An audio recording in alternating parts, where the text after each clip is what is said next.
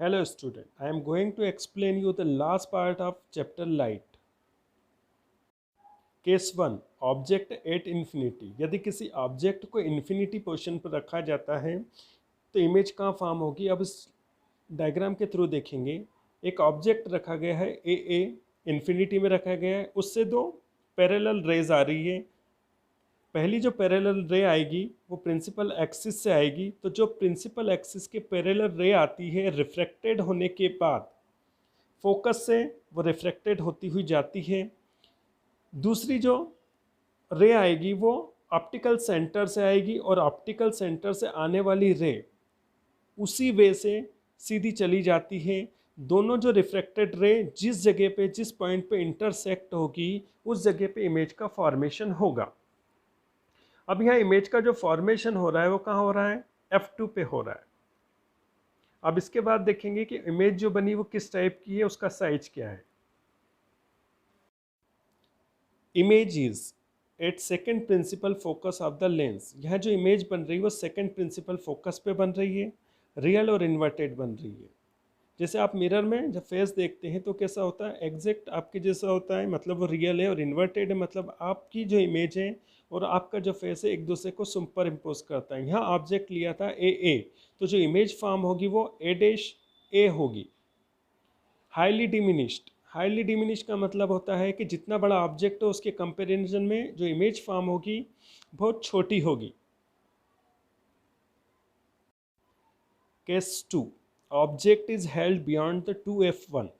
जब ऑब्जेक्ट को 2f1 से दूर रखा जाता है। यहाँ जो ऑब्जेक्ट है ए और बी है। अब ऑब्जेक्ट के ए पॉइंट से दो इंसिडेंट रे आ रही है। पहली जो है प्रिंसिपल एक्सिस के पैरेलल जा रही है। जो प्रिंसिपल एक्सिस के पैरेलल रे आती है वो रिफ्लेक्टेड होने के बाद फोकस से गुजर जाती है। दूसरी जो रे इंसिडेंट रे आ रही है वो ऑप्टिकल सेंटर से होती है सीधी उस मार्ग से सीधी निकल जाती है। दोनों जो रिफ्लेक्टेड रे जिस पॉइंट पर एक दूसरे को इंटरसेक्ट करेगी उस पॉइंट पर इमेज का फॉर्मेशन होगा। अब यह इमेज का फॉर्मेशन हो रहा है F2 तथा 2f2 के बीच में हो रहा है। अब इसके बाद देखेंगे कि जो इमेज बनेगी उसका नेचर कैसा है, उसका साइज कैसा है। Image is formed between the F2 तथा 2f2 on the other side of lens. Lens के दूसरे ओर F2 तथा 2f2 के बीच में इमेज का फॉर्मेशन होता है। यह रियल तथा इन्वर्टेड होती है, मतलब जैसा ऑब्जेक्ट है वैसी इमेज फॉर्म होगी लेकिन इन्वर्टेड है। ऑब्जेक्ट लिया था A तथा B, तो जो इमेज फॉर्म होगी वो B' तथा A' होगी। अब देखते हैं उसका साइज। जितना बड़ा ऑब्जेक्ट होता है उसके कंपैरिजन में जो इमेज का साइज होगा वो छोटा होगा। Case 3 object is held at 2f1। जब ऑब्जेक्ट को कहाँ रखा जाता है, 2f1 पे रखा जाता है। तो 2f1 पे एक ऑब्जेक्ट रखा है A और B। इसके A पॉइंट से दो इंसिडेंट रे जाएगी। पहली जो जाएगी वो प्रिंसिपल एक्सिस के पैरेलल जाएगी, वो रिफ्रैक्टेड होने के बाद फोकस से निकल जाएगी। दूसरी जो इंसिडेंट रे है वो ऑप्टिकल सेंटर से गुजरेगी और सीधी उसी रास्ते से रिफ्लेक्टेड होकर चली जाएगी। दोनों जो रिफ्लेक्टेड रे जिस जगह पर एक दूसरे को इंटरसेक्ट करेगी वहाँ पर इमेज का फॉर्मेशन होगा। तो यहाँ जो इमेज फॉर्म हो रही है 2f2 के ऊपर फॉर्म हो रही है। अब देखेंगे इमेज जो बनी है वो कैसी है, रियल है, इन्वर्टेड है, उसका साइज कैसा है। Image is formed on the other side of the lens at 2f2। यहाँ लेंस के दूसरी तरफ 2f2 के ऊपर इमेज का फॉर्मेशन हो रहा है। इमेज रियल तथा इन्वर्टेड होगी। अब उसका साइज जो देखेंगे of the same size is the object, मतलब जितना बड़ा ऑब्जेक्ट है उतनी ही बड़ी आपको इमेज मिलेगी। Case 4 object is held at between F1 and 2f1। जब ऑब्जेक्ट को 2f1 तथा f1 के बीच रखा जाए तो ऑब्जेक्ट यहाँ है A और B। A पॉइंट से दो रेज निकल रही है, दोनों इंसिडेंट रे। पहली जो इंसिडेंट रे प्रिंसिपल फोकस से जा रही है पैरेलल में और रिफ्लेक्टेड होकर वो किसको क्रॉस करेगी, फोकस को, F2 को, और रिफ्लेक्टेड होकर चली जाएगी। दूसरी जो इंसिडेंट रे वो ऑप्टिकल सेंटर से गुजरेगी और रिफ्लेक्टेड होकर जिस पॉइंट पर दोनों रिफ्लेक्टेड रे मिलेगी उस जगह इमेज का फॉर्मेशन होगा। अब यहाँ जो इमेज का फॉर्मेशन होता है beyond the 2f2। Image is formed beyond the 2f2 on the other side of convex lens. यहाँ पर कॉन्वेक्स लेंस के दूसरी तरफ 2f2 के बियॉन्ड पर इमेज का फॉर्मेशन है। जो कि रियल तथा इन्वर्टेड है। अब उसका साइज देखेंगे, larger in size than the object.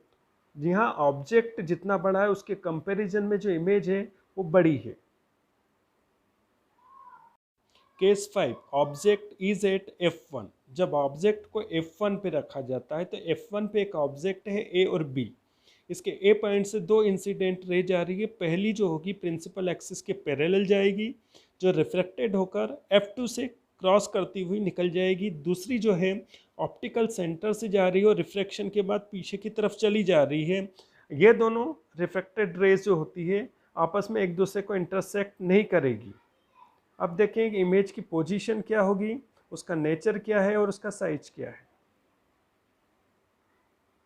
Image is formed at infinity on the other side of lens. Lens के दूसरी तरफ अब जो इमेज फॉर्म होगी वो इन्फिनिटी पे होगी, रियल और इन्वर्टेड होगी, हाईली मैग्नीफाइड होती है, much larger in size than the object.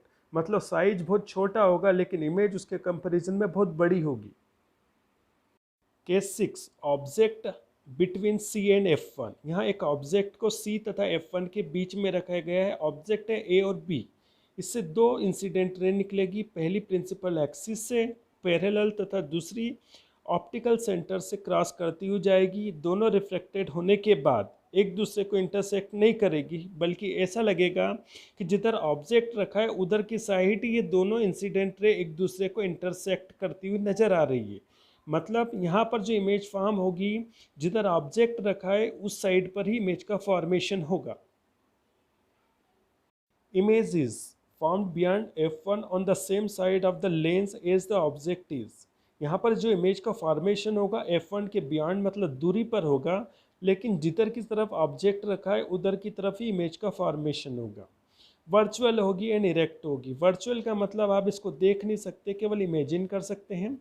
Magnified मतलब साइज कैसा होगा, ऑब्जेक्ट बहुत छोटा होगा लेकिन जो इमेज बनेगी वो बहुत बड़ी बनेगी।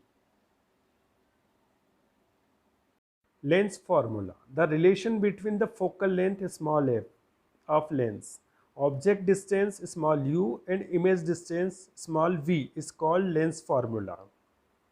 1 by v minus 1 by u is equal to 1 by f। This is called lens formula। Linear magnification of lens. अब लेंस का जो लीनियर मैग्निफिकेशन है उसको समझेंगे। The ratio between the size of image मतलब I and the size of object means O is called linear magnification. जो I तथा ओ के बीच का रेशो होता है उसको लीनियर मैग्निफिकेशन कहते हैं। It is represented by small m। Thus the linear magnification is equal to size of image upon में साइज ऑफ ऑब्जेक्ट। इन फार्मूले में देखेंगे, small m is equal to I upon में o। If we take the size of object o is equal to h1 and size of image I is equal to h2, then from equation 1 यदि आपने object का size O है उसको h1 माना तथा image का जो साइज I है उसको h2 माना, तो इक्वेशन 1 से क्या हो जाएगा, m is equal to I upon में O is equal to h2 upon h1। आप इसको इस तरह से भी शो कर सकते हैं, small m is equal to h2 by h1 is equal to v में अपॉन में u आ जाएगा। पावर ऑफ लेंस, लेंस की क्षमता, the ability of lens to converge the rays of light falling on it. जब lens के ऊपर प्रकाश की किरण पड़ती है तो लेंस उसको कितना कन्वर्ज करता है उसको उसकी पावर ऑफ लेंस कहते हैं। In other words, reciprocal of focal length is called power of lens. जो फोकल लेंथ का रेसिप्रोकल होता है उसको पावर ऑफ लेंस कहा जाता है। इन फार्मूला में power of lens means P is equal to 1 by focal length of lens मतलब स्मॉल f, तो P is equal to 1 by small f। SI unit of power of lens is diopter represented by capital D। P is equal to 1 by f। Focal length को metre में measure किया जाता है। Power of lens measured by the instrument dioptre metre.